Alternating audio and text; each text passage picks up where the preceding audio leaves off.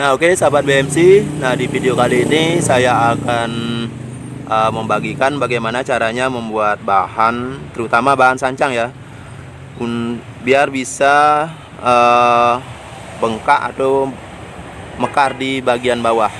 Nah, untuk proses kedepannya biar bahannya bisa ngepen seperti itu, biar terlihat kokoh atau kekar.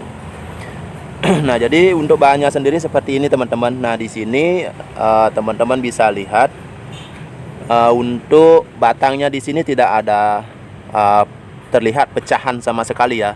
Nah, sedangkan untuk besarannya itu memang terlihat besar di bawah.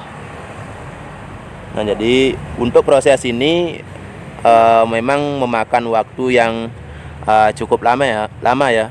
Jadi waktunya itu sekitar 1,5 tahun teman-teman. Nah, karena di video-video sebelumnya banyak teman-teman yang mempertanyakan, mungkin teman-teman itu belum pernah menemukan video saya yang di awal-awal ya, karena saya sudah pernah membagikan. Nah, di sini saya akan membagikan dan bahkan lebih jelas lagi, karena ini saya proses dari nol teman-teman ya, dari mulai bibit seperti itu. Nah, oke sahabat BMC, kita lanjut aja ke prosesnya. Kita mulai dari nol seperti itu ya. Nah, untuk videonya seperti ini. Nah, oke sahabat BMC, nah ini proses awal daripada pembuatan bahan sancang atau bahan sancang bogel ya. Nah, ini adalah bahan dari setekan teman-teman. Nah, dulu ini saya setek karena ada potongan cabang atau batang ya. Nah, ini cukup lumayan subur sekali. Begitu juga perakarannya sangat lebat. Nah, jadi inilah proses awal saya membuat sancang itu biar atau bahan sancang itu biar bisa bengkak di bagian bawah. Nah, jadi ini teman-teman lakukan pengikatan agar tidak bablas ketika melakukan sebit batang. Nah, seperti itu. Nah, saya sarankan teman-teman menggunakan pisau yang cukup tajam dan kecil atau lancip seperti itu ya.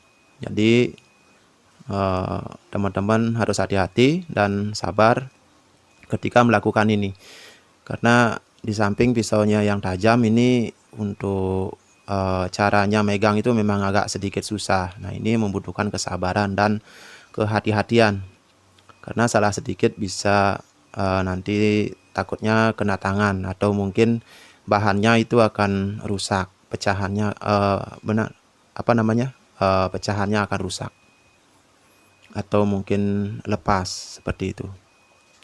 Nah, ini tergantung besar atau kecilnya bahan ya untuk jumlah pecahannya. Yang penting teman-teman lakukan ini masing-masing pecahan itu ada akar. Nah, ini saya pecah tidak menggunakan ukuran atau mungkin tidak menghitung ya. Jadi yang penting ukurannya ya kurang lebih sama lah. Mungkin ini selebarnya sesenti lah untuk lebar pecahannya. Dan ingat, di masing-masing pecahan harus ada akar. Nah, seperti itu. Jadi ini awalnya ini masih ada kayu ya di bagian bawah yang ditancapkan sebelumnya ketika saya melakukan penyetekan. Nah, itu saya potong agar memudahkan melakukan pencongkelan, atau ini dicongkel ya, untuk di bagian bawah itu dicongkel dengan ujung pisau agar kebuka. Nah, tujuannya biar batangnya itu kebuka seperti itu. Nah, seperti ini teman-teman. Nah, ini kalau proses pecah yang saya lakukan itu tidak pecah tembus seperti itu ya. Nah, ini saya pecah, atau istilah di saya itu disebit batang seperti ini. Nah, ini di bagian dalamnya masih ada kayunya. Nah, ini di bagian luar aja teman-teman. Nah, ini bisa teman-teman lihat ya.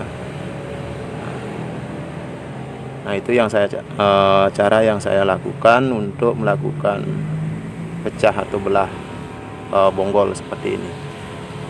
Nah, ini ini saya tidak lakukan ganjal. Nah, di bagian sini tidak saya lakukan ganjal, karena kalau diganjal nanti akan sangat lebar untuk pecahannya. Nah, itu akan kesulitan untuk menutup, terkecuali kita bisa lakukan besarkan atau ground. Nah, ini dengan sendirinya nanti akan ditarik oleh akar sendiri. Nah, itu akan membuat bagian bonggolnya menjadi mekar atau melebar seperti ini. Nah, kita lanjut lakukan penanaman. Nah, untuk medianya sendiri di sini saya menggunakan pasir kali, teman-teman, yang dicampur dengan kompos daun seperti yang sering saya pakai, dan begitu juga ada kotoran kambing yang sudah difermentasi, yang sudah aman ya, tidak panas lagi. Jadi bisa teman-teman gunakan ketika melakukan penanaman awal, karena ini sudah aman. Nah, seperti ini. Jangan lupa dikasih penyangga agar setekan kita itu tidak roboh ketika nanti ada angin atau apalah. Nah, seperti ini. Nah, selanjutnya kita lihat bahan yang sudah berumur 6 bulan, teman-teman. Nah, jadi seperti ini. Untuk bahannya sendiri ketika sudah berumur 6 bulan. Nah, yang sebelumnya itu kita suburkan setelah subur. Nah, setelah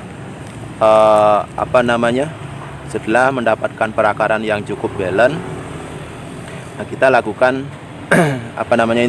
pemotongan dari batang utama.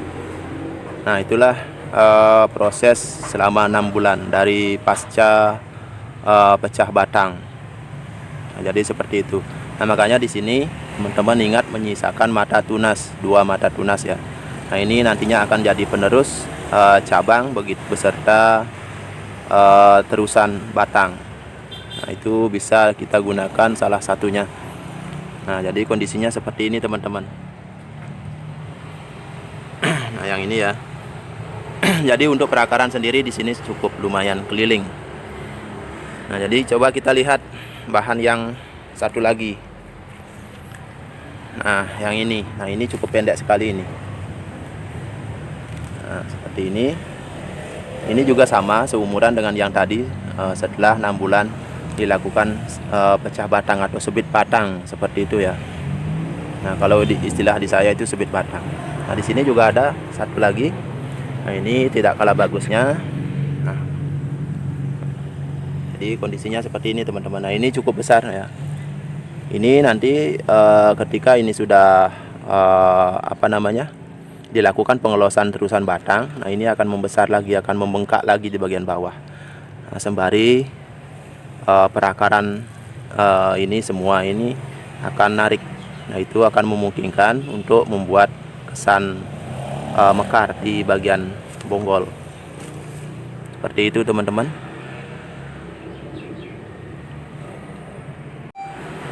Nah, jadi ketika bahan kita sudah berumur di 1,5 tahun, kondisinya seperti ini, teman-teman. Nah, seperti ini ya. Jadi bonggolnya itu membengkak 2 kali lipat ini. Ketika bahan kita sudah berumur 1,5 tahun, karena ini juga ada proses sistem gurat atau toreh ya. Nah, itu akan membuat bahan kita itu semakin membengkak di bagian bonggol. Nah, ini kondisi pohon yang sudah berumur 1,5 tahun. Nah, ini adalah seumuran dengan bahan yang di awal video. Nah, untuk yang di awal video yang ini, teman-teman.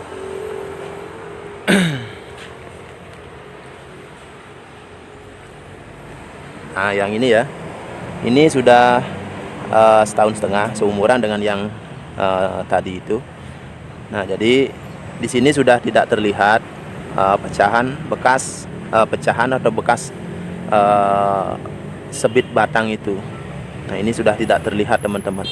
Ini sudah menyatu benar-benar, terlihat natural sekali.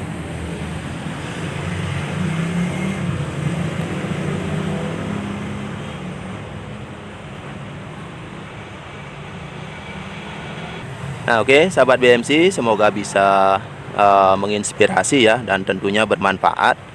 Jadi apa yang saya bagikan di sini, apa yang saya sharingkan itu berdasarkan pengalaman ketika saya belajar berproses. Nah, ini salah satu hasilnya seperti itu.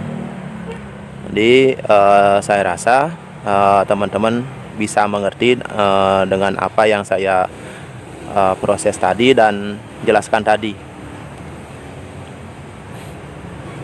Nah, jadi seperti ini teman-teman ya. Nah, jadi saya rasa cukup sampai di sini dulu perjumpaan kita.